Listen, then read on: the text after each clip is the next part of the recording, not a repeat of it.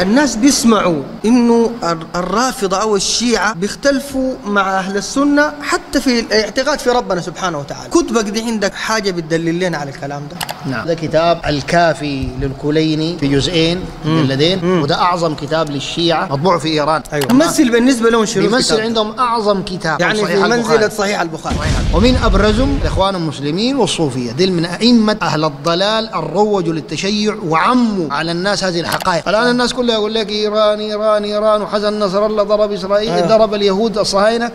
قالوا فكينا 300 صاروخ ولا توجد إصابات، ما في شارع يتقفل، ما في أي حاجة حصلت. والأخوان المسلمين بيعتبروا إنه ده إنجاز، وإنه العدو بتاع الصهاينة هم اللي هم ناس الخميني ديل، ناس حسن نصر الله، ناس حسن نصر الله، ناس مقتدى الصدر، وديل هم أصلا أعوان الصهاينة واليهود، أداء لهم عشان يبرروا بهم أفعالهم. وهذا ابن تيمية قال على مر الدهور والأزمان الرافضة هم أعوان اليهود على المسلمين، يعني ضد المسلمين. طلب الحاجة من الأموات ليس شركا عديد، يعني بصراحة بصراحة. يلا بعد فصل. حتى ما زي الصوفية بيجيب لها شبهات. نظام بتاع تنميق وده توسل وكده عديد بلوى. الحمد لله رب العالمين، والصلاة والسلام على رسول الله الأمين وعلى آله وصحابته أجمعين.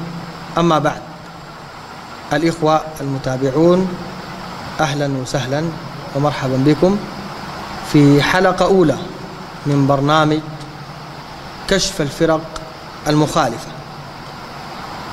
وضيفنا في هذه الحلقات الشيخ مزمل فقيري. مرحبا بك شيخ مزمل. مرحبا بك، أهلا وسهلا.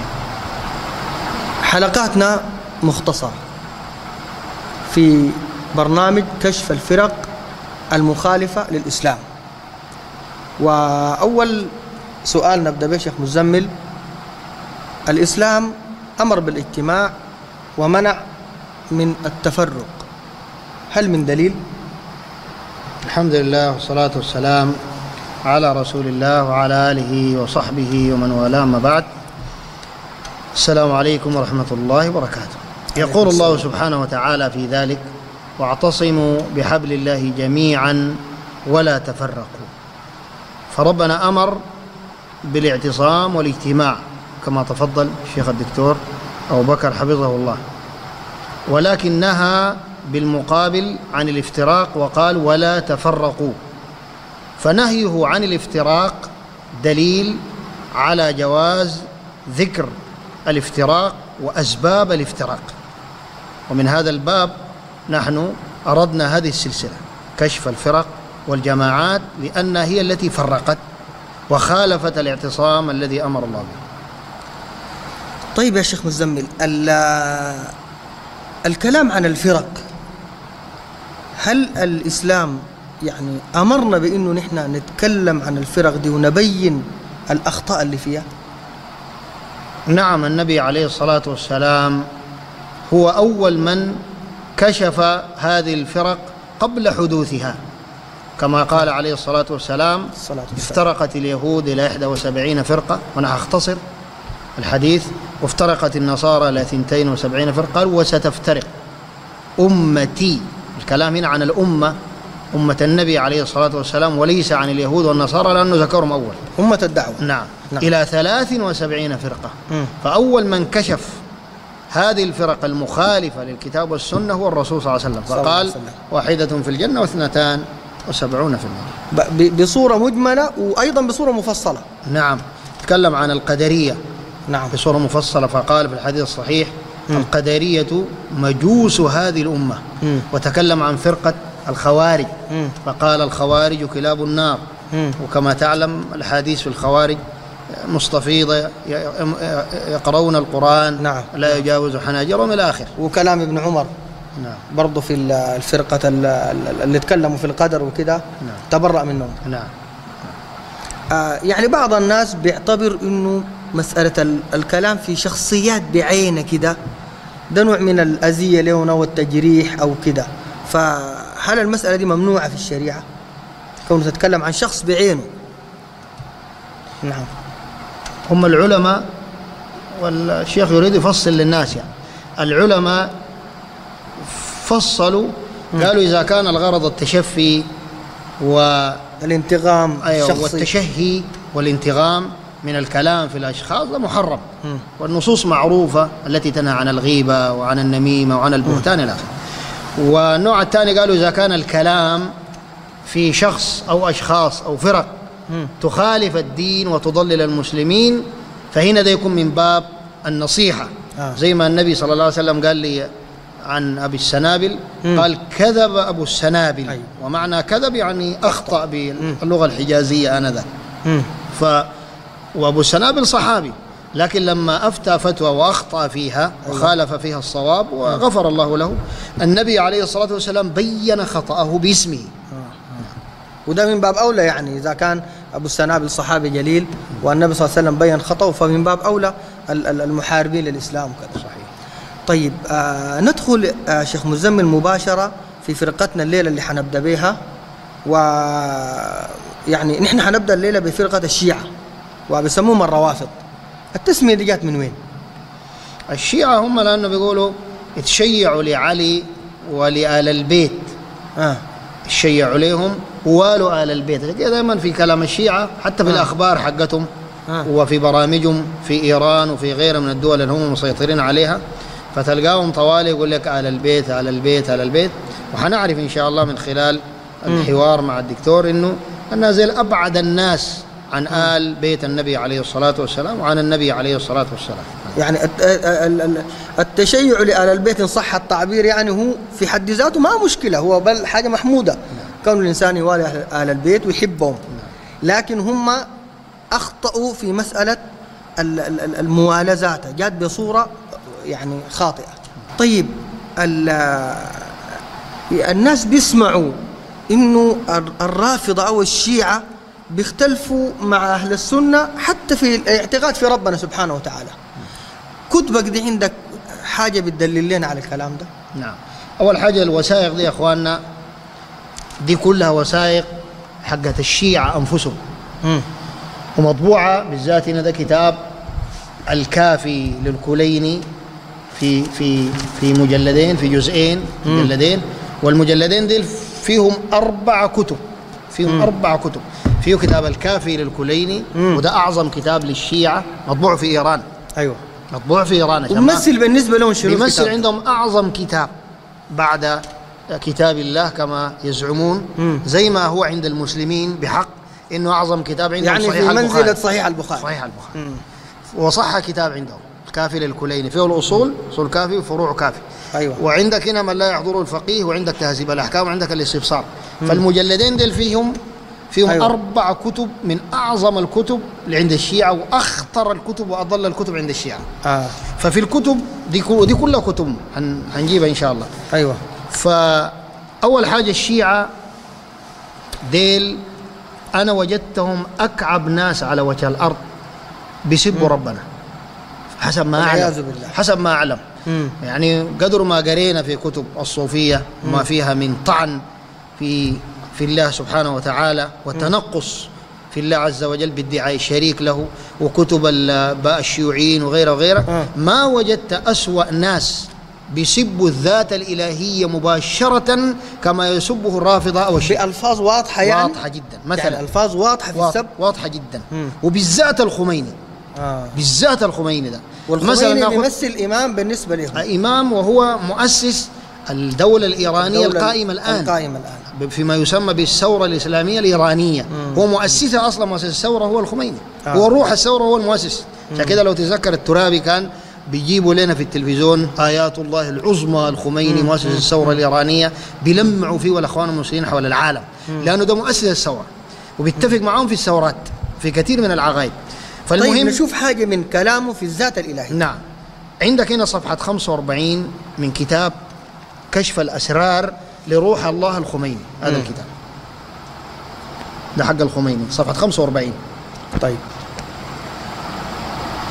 يقول الخميني تحت عنوان احتكام إلى القراء، ده نص كلام الخميني. قال إننا نحتكم إلى القراء ونسألهم أيهما نختار ونتقبل. القراء دي بيقصد يعني العلماء يعني. نعم، الناس اللي بيقروا كتبه دي. هل نتقبل خطأ الإله الذي دعا إلى السجود لآدم؟ يعني كلام واضح ربنا والعياذ بالله. كلام واضح. وإذ قلنا للملائكة يعني كونه أمر لآدم. بالسجود لآدم ده خطأ. نعم. وخطأ الإله. نعم. والعياذ بالله. هل نتقبل خطأ الإله الذي دعا إلى السجود لآدم؟ لاحظ خطأ الإله الذي دعا يعني ربنا، يعني هو يعني وضع نفسه مع اللي بيحكم هو على انه هذا خطأ. ايوه، وكمان داري يحكم القراء، يحكم اللي يشوفوا القراء. غلط ربنا لما دعا للسجود لآدم كما في القرآن. والعياذ بالله. الذي دعا إلى السجود لآدم وأسمى المشركين وهم الملائكة بالمطيعين. الملائكة مشركين. هاي مشركين، وربنا خطأوا لما سماهم مطيعين. والعياذ بالله. وكفر ووبخ إبليس الذي أبى السجود الذي يعدونه شركا وأبعده عن نفسه. طيب ده دفاع عن إبليس كمان. دفاع عن إبليس وسب لله وطعن في الله ودفاع عن إبليس وتكفير للملائكة. واختار للنبوة يعقوب وهو المشرك يعقوب عليه الصلاة والسلام. وده كلام ما بيحتاج طبعا يا دكتور لا ما ممكن يكون الكلام ده يكون عنده لاحق أو سابق أو كله، ده كلامه كله يعني ما مش ناقل كلام بتاع زول، ده كلامه هو. ده كتابه معروف عند الشيعة، كشف الأسرار، تأليف روح الله الخميني، ومعروف فيه عند مطابعهم وكلها معروف في إيران. ثاني في كلام شبيه لده. نعم، عندك برضو في الصفحة 123 كلام نفس الكتاب. نعم نفس الكتاب كشف الأسرار. كلام الخميني ده من أسوأ الناس اللي بيسبوا ربنا سبحانه وتعالى. والعياذ بالله. قال الخميني إننا ده صفحة 123 إننا لا نعبد إلها يقيم بناء شامخا للعبادة والعدالة والتدين ثم يقوم بهدمه بنفسه ويجلس يزيدا ومعاوية. المعبد اللي بيقصد يعني الكعبة ولا بيقصد شنو؟ يقصد إنه إحنا ما بنعبد رب وإله بيقوم بنصب ناس يزيد ومعاوية وعثمان بن عفان وقال وسواهم من العتاد. لما باقي الكلام يفسر. طيب. قال إننا لا نعبد إلها يقيم بناء شامخا للعبادة والعدالة والتدين ثم يقوم بهدمه بنفسه ويجلس يزيدا ومعاوية وعثمان وسواهم من العتاد في مواقع الإمارة على الناس، ولا يقوم بتقرير مصير الأمة بعد وفاة نبيها. يعني تضمن مسألتين. قال إحنا مسألة إنه ديل عتاة وظلمة. نعم. وإنه ربكم اللي بتعبدوا ده أمرنا بالعبادة والتدين وكده، لكن هدم هذه الأوامر والتعليمات بأنه نصب عثمان بن عفان ونصب معاوية بن سفيان ويزيد بن معاوية وبقاهم أمراء على الناس. عشان كده إحنا إلهكم العمل كده ده ما بنعبد. العياذ بالله. فده فيه يعني بان الطعن في ربنا سبحانه وتعالى بناه على الطعن في الصحابة والطعن في النبي صلى الله عليه وسلم اللي نصب الصحابة اللي نصبه. نعم. واللي اختار معاوية ليكون كاتما للوحي واللي اختار عثمان بن عفان ليتزوج بنتيه صلى الله عليه وسلم. قال الأمر الثاني قال ولا يقوم بتقرير مصير الأمة بعد وفاة نبيه. ربنا يعني ما قرر مصير الأمة بعد وفاة النبي صلى الله عليه وسلم. عشان كده ربنا ده ما بنعبده حقه. وده فيه إشارة لأنه الأئمة بعد النبي صلى الله عليه وسلم يعني ديل هم بيعتبرون أئمة حقيقيين. أي نعم. دي إمامة باطلة. نعم. وعشان ربنا زي ما هو بيقول يعني حقكم الله بتاعكم عمل كده ونصب ناس عثمان ومعاوية وما غرر مصير الأمة بعد وفاة النبي صلى الله عليه وسلم، يبقى ربنا حقكم ده ما بنعبده. يعني العمل الأخطاء دي في العمل الأخطاء والعياذ بالله. فالخميني ده قدر ما أنا قريت في كتبه يا دكتور ما لقيت فيما أعلم أنا بشر وناس بيسبوا الله زي الشيعة عموما وزي الخميني اللي عملوا آية عظيمة الآن عند الأخوان المسلمين حتى معظمينه تعظيم شديد. ناس القرضاوي وناس حماس وناس الترابي هنا والحركة الإسلامية هنا وهناك معظمينه تعظيم شديد. أنا ما وجدت أحد بيسب ربنا كما يسبه حتى اليهود. اليهود قالوا يد الله مغلولة وقالوا إن الله فقير ونحن أغنياء حاجات معدودة صح كفرية وسيئة جدا. لكن ده أسوأ. بس لو أخذنا كتاب الخميني ده بس كشف الأسرار ده بس خليه من باقي كتب الحكومة الإسلامية وباقي كتب الشيعة دي كلها خليها. بس لو أخذنا ده بنلقى سب أضعاف سب اليهود لله سبحانه وتعالى. وبعد ده يجعلوا إمام وآية قال لك من آيات الله العظمى. لا يعني الأشياء دي تفتكر خافية عليهم؟ ما خافية، لكن ديل عندهم مصالح مالية مع الشيعة مع الإيرانيين يدعموهم.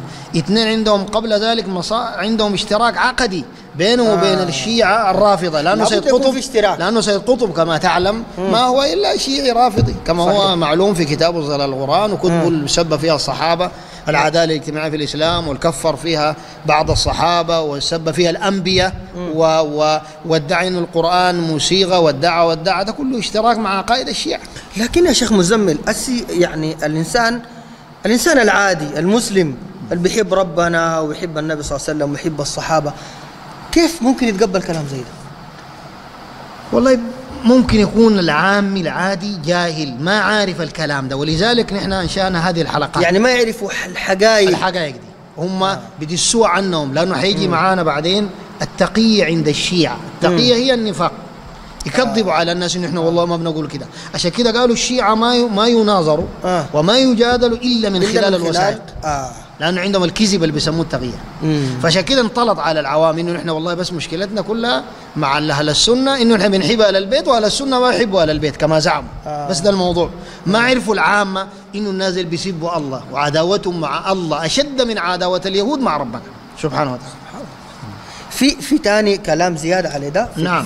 في مسألة الكلام القبيح في الذات الإلهية. نعم، الكلام كثير طبعا، لكن احنا أخذنا بس بناخذ نماذج. طيب الشيعة أنا اللي بعرفه عندهم تعظيم للأئمة بتاع إنهم ديل تعظيم شركي، يوصلوا الأئمة مقام الإله سبحانه وتعالى. فعندك حاجة في الكتب دي؟ نعم، أول حاجة الشيعة بيعتبروا إنه أئمتهم ومشايخهم ديل آلهة شركاء مع الله في الربوبية وفي الألوهية وفي أسمائه وصفاته، يعني زي النظام بتاع الصوفية. نعم، نفس النظام الصوفية. والصوفية أصلا طبعا أصلا هي جات عند الهنادك من الهند في أصلها القديم، لكن أخذت بعد ذاك من الشيعة الأضرحة وعبادة الأموات يعني الأصل في المسألة دي جاي من الشيعة، أخذت منهم أصول كثيرة. عندك هنا مثلا في صفحة 49 بيطلب الحاجات من الأموات. نفس الكتاب ولا كتاب ثاني؟ صفحة 49 من نفس الكتاب. كتاب كشف الأسرار للخميني. وبيجوز الشرك عديل، طلب الحاجات من الأموات بيجوزه. والغريب إنه بيستدل يعني أدلة طبعا من القرآن ما حيلقى ولا من السنة ما حيلقى، بيستدل بالفلاسفة. حيشوف الآن الصفحة 49 الخميني يقول تحت عنوان طلب الحاجة من الأموات ليس شركا. هذا طلب الحاجة من الأموات ليس شركا تحت هذا العنوان. أيوة، شفت كيف؟ طلب الحاجة من الأموات ليس شركا عديل يعني بصراحة. بصراحة يلا بعد فصل. حتى ما زي الصوفية بيجيب لها شبهات. نظام بتاع تنميق وده توسل وكده عديل بل واضح، لأنه ده ما شايف نفسه آية كبيرة وعظيمة من آيات الله، ما يحتاج لكثير أدلة.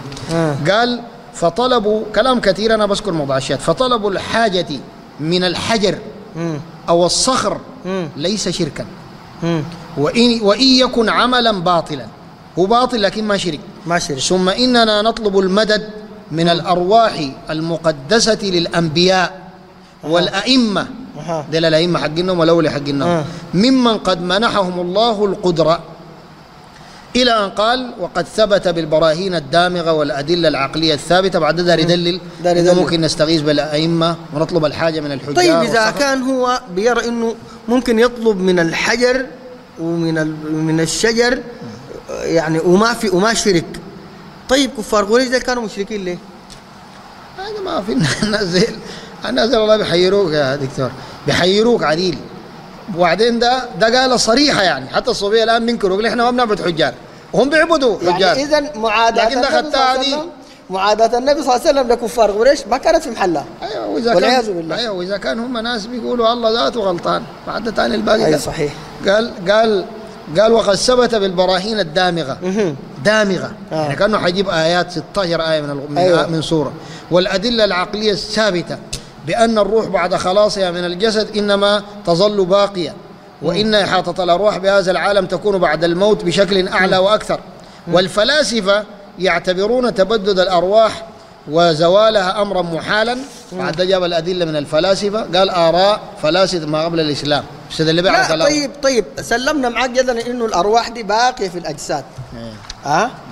وين الدليل على إنه تطلب منها تديك حاجة؟ يا أخي قول ما مات أصلا، خليك من الأرواح باقية، قول ما مات أصلا موجود قدامك. هل عندك دليل إنه بيدي الحاجات يعني؟ يقدر. ربنا سبحانه وتعالى نص على الكلام ده في القرآن. قال والذين تدعون من دون الله لا يخلقون شيئا وهم يخلقون أموات غير أحياء وما يشعرون أيان يبعثون. بعد ده قال بس يجيب أسماء الناس اللي قالوا ده دليله، لا كتاب لا سنة. الرأي قال ثاليث المالطي، رأي الفيلسوف المالطي أنكيماس، دي رأي فيثاغورس الحكيم، رأي الفيلسوف الكبير سقراط، رأي الفيلسوف العظيم أفلاطون، رأي أرسطوطاليس.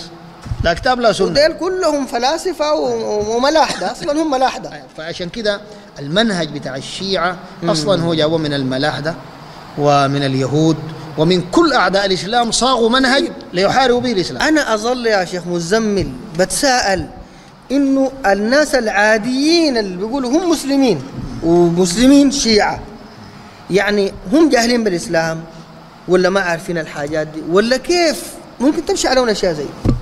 والله طبعا وسائل الإعلام دي مشكلة يا شيخ يا دكتور. وسائل الإعلام عندنا للأسف في كثير من الدول الإسلامية هي ضد الإسلام. هذه الوسائل إلا من رحم الله ضد الإسلام، وهي اللي بتروج لهؤلاء. فعشان كده انطلع على العامي اللي بياخد دينه من شاشة التلفاز، وبيعتبر أي شيخ بيجيبوه في التلفاز معناته ده عالم، حتى لو كان شماشي جايبينه من الكوشة.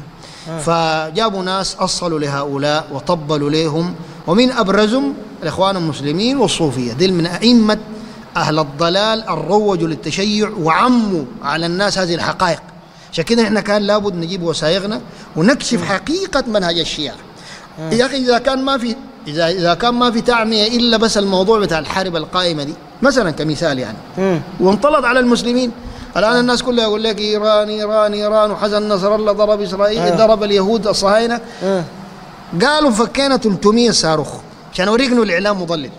قالوا فكينا 300 صاروخ تجاه الصهاينة اليهود، ولا توجد إصابات، ما في إصابة، ما في جرحى، ما في زول مات، ما في بيت يتكسر، ما في شارع يتقفل، ما في أي حاجة حصلت. والأخوان المسلمين بيعتبروا إنه ده إنجاز، وإنه العدو بتاع الصهاينة هم اللي هم ناس الخميني ديل، ناس حسن نصر الله، وناس مقتدى الصدر، وديل هم أصلا أعوان الصهاينة واليهود. اليهود بيكونوا دار يحتلوا لهم بلدة زي غزة مثلا، زي غير أي منطقة من مناطق المسلمين.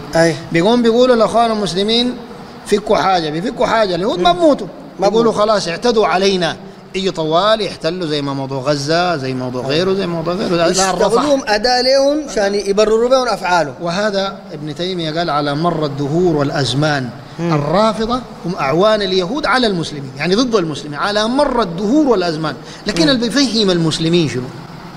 المسلمين ذاتهم اللي بيفهمهم عدوهم من صليحهم شنو؟ عشان كده أنا بكرر وأقرر إنه لازم يكون في حلقات من المشايخ ومن الدعاة يكشفوا بالذات في الأيام دي باطل الشيعة، إنه ده الأخطر من اليهود ذاتهم وأخطر من النصارى ذاتهم. وكفاية ما فعلوا في كثير من الدول المعروفة، يعني اللي سلط فيها الشيعة على المسلمين وقتلوهم وساموهم سوء العذاب. طيب المصادر الآن اللي هم بيتلقوا منا، أو ممكن نقول في مصدر احنا متفقين عليه بيننا؟ لا ما في لا، لأنه ولا القرآن. لأنه ليه؟ ليه؟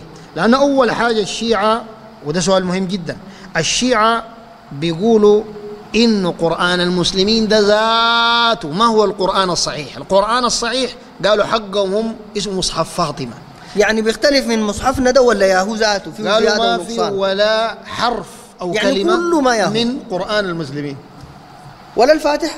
قال لك ولا حرف ولا كلمة. زي ما حشوف الآن عندنا مثلا في كتاب الأصول من الكافي هو ده ذاته الموجود. نعم ده هو نفسه الأصل. الجزء 1 كتاب الحجة الصفحة 55. طيب والكلام كثير عن القرآن وادعاهم لتحريف القرآن. طيب لكن قبال ما تقرأ هم الآن بتلقى بعض دعاتهم بيقوم بيستدل بآيات من القرآن، يعني بفهم شنو؟ دي أول حاجة تقية منهم عشان يخدعوا المسلمين إنه نحن في النهاية ما مخالفينكم في الأصول بذات القرآن.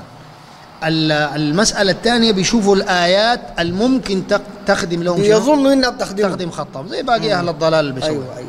طيب مثلا كمثال الصفحة 55 قال فسكت طويلا، ده بقول له أبو محمد عندهم من الرواة يعني، قال فسكت طويلا ثم قال ثم سكت ساعة ثم قال وإن عندنا لمصحف فاطمة عليه السلام وما يدريه ما مصحف فاطمة عليه السلام. قال قلت وما مصحف فاطمة؟ قال مصحف فيه مثل قرآنكم هذا 3 مرات والله ما فيه من قرآنكم حرف واحد. قلت هذا والله العلم.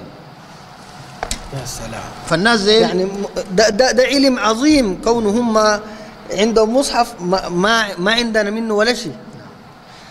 طيب فاطمة رضي الله عنها اللي هم مفترين عليها طبعا وبكذبوا عليها، كيف نقلت مصحف قدر ده 3 مرات وما في سمع مع أي حاجة؟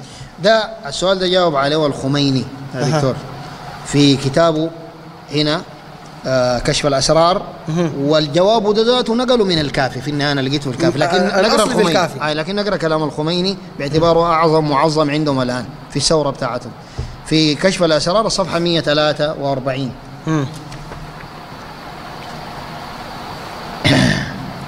قال والحديث الآخر يقول فيه، وطبعا هنا يا جماعه بنجيب موضع الشاهد عشان ما نطول بالناس، يعني ما ممكن نقرا 10 صفحات، ما اصلا الحلقه دي مبنيه على التخفيف والكتاب وده رجعنا الناس عشان ما بزول يقول بترنا ولا كده، وده الكتاب ودي الصفحه الدار يتوسع بعدها ممكن يرجع لاصل الكتاب. قال والحديث الاخر يقول فيه ان جبرائيل، دي قصه مصحف فاطمه كيف تكون. ان جبرائيل كان ياتي بعد وفاة النبي صلى الله عليه وسلم. لاحظ بعد وفاة النبي، بعد وفاة النبي، الوحي بعد وفاة النبي، يعني ده ما القرآن حقنا، ده ما القرآن بس بعد وفاة النبي صلى الله عليه وسلم لفاطمة بأنباء من الغيب. فيقوم أمير المؤمنين اللي هو علي كما مكتوب هنا بتدوينها، وهذا هو مصحف فاطمة. طيب يا شيخ مزمل بالبلد كده، إذا كان النبي صلى الله عليه وسلم بقي يعني من البعثة إلى انتقاله إلى الرفيق الأعلى 23 سنة، والمصحف بتاعنا بيساوي ثلث المصحف حقه، فاطمة رضي الله عنها بقي 6 أشهر فقط بعد وفاة النبي صلى الله عليه وسلم، ممكن يكون جاها وحي يكون أكثر من الوحي جاء للنبي صلى الله عليه وسلم في 23 سنة. صحيح. فده منطق غريب جدا. صحيح. وبعد ذاك يعني الوحي اللي جاها ده ما يسمع أي حد. صحيح. فده غريب. دينهم ده كله مبني على التناقضات، هو أكثر منهج فيما أعلم أسسه إبليس مبني على التناقضات من أي شيء. يعني شوف مثلا قبيل لو رجعنا قال إحنا ما بنعبد إله وما بنعبد ربكم لأنه ولا ناس عثمان ولا كده ولا كده، وفي نفس الوقت في نصوص كثيرة إنه علي بن أبي طالب عندهم إله. أيوة. طيب علي بن أبي طالب صحابي وخليفة ومعلوم مكانته. أيوة. عند المسلمين. نعم. طيب علي بن أبي طالب نفسه كيف يكون هو إله وتقبلوا به إله وهو خلى عثمان يكون خليفة ما قاتله قبله، وخلى عمر يكون خليفة ما قاتله وهو إله ما انتقم منه، وخلى أبو بكر الصديق الكافر عند الشيعة وزوج بنته عند عمر، وخلى أبو بكر الصديق الكافر عند الشيعة يكون الخليفة الأول للرسول. كيف علي يكون إله وقبلته خطأه ده؟ والله ذاته سبحانه وتعالى ما إله لأنه أخطأ لمن ولى عثمان، وكيف علي يكون إله وولى عثمان ورضى بولاية عثمان وأبو بكر وعمر كمان؟ فدينهم كله مبني على التناقض. مبني على التناقض واضح جدا. برضو يا شيخ مزمل حاجة ممكن إحنا في ختام حلقتنا، يعني من الأشياء المستقبحة جدا عند الشيعة مسألة المتعة. المتعة دي شنو؟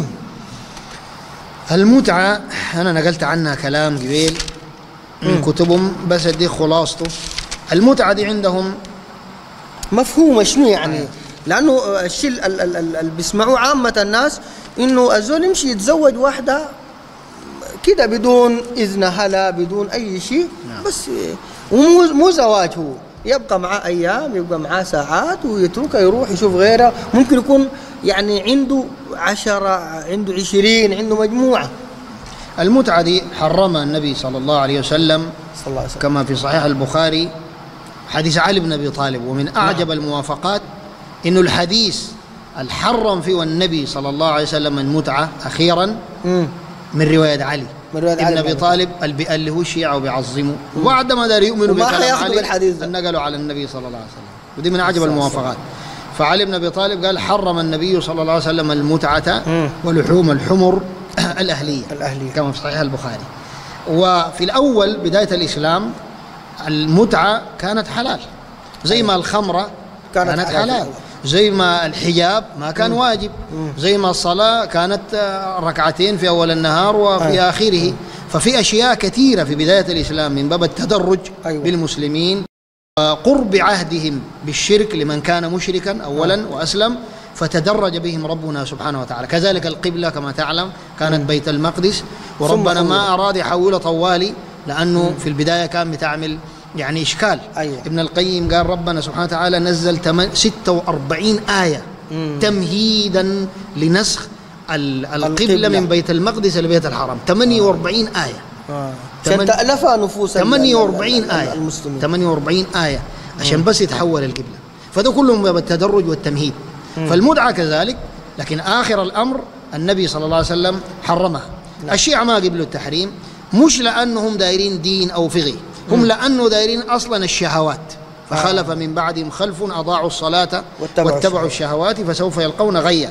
وعندهم في المتعة أعاجيب، أنا بختصرها في نقطتين أو ثلاثة سريعة. أي لأنه بينكروها، إحنا دايرين يعني من كتبهم نعرف إنه هم الآن بيروا، لأنه زي ما قلت قبل في مسألة التقية ممكن تسأل واحد منهم يقول لك لا الكلام ده إحنا عندنا ما بيجوز. دايرين نشوف من الكتب. طيب من الكتب عندنا يجيب أعظم كتاب عندهم كتاب الكافي. الصفحة 783 من الفروع من الكافي. 783 عندهم أبواب كاملة للمتعة. دي كيف ينكروها؟ قال أبواب المتعة، عشرات الصفحات عن المتعة بس بطريقة صريحة. وحتى هم بيروا إنه اللي بيستمتعوا بها دي ذاتها بمنزلة الإماء، ودي حق النسوان الشيعة ذاتهم يعرفوها. نسوان الشيعة ذاتهم لا يسمعوا الكلام ده، إنهم بيعتبروها إنه هي أما ده احتقار ليها ذاتها، هي حرة. لكن لو قبلت بالمتعة عند أي شيعي هنا في كتاب الكليني قال لهم تعتبروها أمة من الإيمان. نعم صفحة 783. وده هم بيدسوا على النسوان النص ده بالمناسبة. يعني أما دي كأنها سلبوها سلب في الحرب ما عندها قرار ضد الكفار. نعم. ومسلوبة الإرادة ومسلوبة القرار حتى. نعم. دي أبواب المتعة، موجودين أبواب. نعم. المتعة وحديث كثيرة كلها طبعا حديث باطلة منجورة كده، ده كله منجور من راسه. قال باب دي أبواب المتعة وجاب الأحاديث اللي بتدل على المتعة. لكن شوف هنا قال باب أنهن مكتوب كده بمنزلة الإماء وليس من الأربع، يعني حتى ما بيعد من بمنزلة ما من الزوجات الأربع. قال قلت كم يحل من المتعة؟ قال فقال هن بمنزلة الإماء. ثاني الحديث الأثر البعدي رقم 9885 قال قلت ما يحل من المتعة؟ قال كم شئت، أي عدد يعني العدد مفتوح وهن بمنزلة الإيمان. واحد يمشي يتفق له مع واحدة يقول لا يا أخي المتعة 3 ساعات يدي عليها مال أو 3 يوم أو 3 شهور، وده طبعا ما زواج، ده زينة أصلا، لأنه النبي صلى الله عليه وسلم حرم. لأنه الآن لو أي إنسان عادي سأل سؤال ما هو الفرق بين المتعة والزنا؟ ده لأنه زنا، وهم بيسموه متعة لكن هو زينة في حقيقة الأمر، لأنه أصلا ما يشترط فيه الولي وهو ركن من أركان الزواج الصحيح. والنبي صلى الله عليه وسلم قال لا نكاح إلا بولي وشاهدي عدل، والحديث معروف. فده زينة أصلا صريح. لكن أسوأ من كده هم بيحتقروا اللي بتقبل بالمتعة، بيعتبروها أمة من الإمام مملوكة، وده لابد النسوان يعرفوا النقطة دي في هذا الكتاب الصفحة 783. طيب يا شيخ مزمل، إذا كان ناس ما يتفقوا مع المسلمين في صيانة الأعراض، ما يتفقوا معاهم حتى في حرمة الصحابة وديل مصدر التشريع بتاعنا، ما يتفقوا مع المسلمين، ما يتفقوا في القرآن اللي هو مصدر تشريعنا الأول، ما يتفقوا معانا حتى في ربنا اللي بنعبده، فيظل السؤال موجود، كيف الإنسان العادي ينتمي للمذهب الشيعي ويظن أنه مسلم؟ نعم، عشان كده جاءت عقيدة الولاء والبراء، إنه نتبرأ نوالي المؤمنين الصادقين ونتبرأ من الكفار ومن جميع أعداء الدين. فالواجب على المسلم إنه يتبرأ من هؤلاء ومن عقيدتهم، لأنه أي إنسان يعتقد العقيدة دي إنه الصحابة كفار بالذات الشيخين والأئمة الخلفاء الأربعة الثلاثة، وكذلك يعتقد أن القرآن محرف وفي مصحف صحيح غير مصحف عند المسلمين، ويعتقد أن النبي صلى الله عليه وسلم أخطأ، ويعتقد أن ربنا ذاته مخطئ أخطاء كثيرة، ده كافر ما مسلم. فلا يجوز لمسلم يشهد الشهادتين أن يوالي ويحب هؤلاء أو يثني على هؤلاء، لأن النبي عليه الصلاة والسلام قال المرء على دين خليله فلينظر أحدكم من يخالل، وربنا أمرنا في القرآن بالبراءة من كل مشرك ومن كل كافر ومن كل عدو الدين. حقيقة والله شيخ مزمل الحلقة دي أنا بعتبرها هي فاتحة للكلام، ويا دوب فتحت نفس الناس إنه تعرف كثير عن فرقة الشيعة وعن فرق تانية قد نتناولها في الحلقات القادمة، التصوف بطرقه المتعددة، جماعة الأخوان المسلمين ب يعني راياته المختلفة والأشكال اللي قاعد تظهر بها، حتى الفرق ما منتسبة للإسلام كالشيوعية النصارى دي كلها نحن اليهود بنحتاج إنه نعمل حلقات توثيقية، ناخذ من كتبهم معلومات نملكها للرأي العام. فنشكرك على الحلقة دي جزيل الشكر، وشكرنا موصول للمتابعين جميعا. حلقتنا دي الأولى يا إخواننا، وإن شاء الله تتواصل بتوفيق من الله سبحانه وتعالى الحلقات ونكشف فيها الجديد والمزيد. إن شاء الله تابعونا ونلتقي الحلقة القادمة.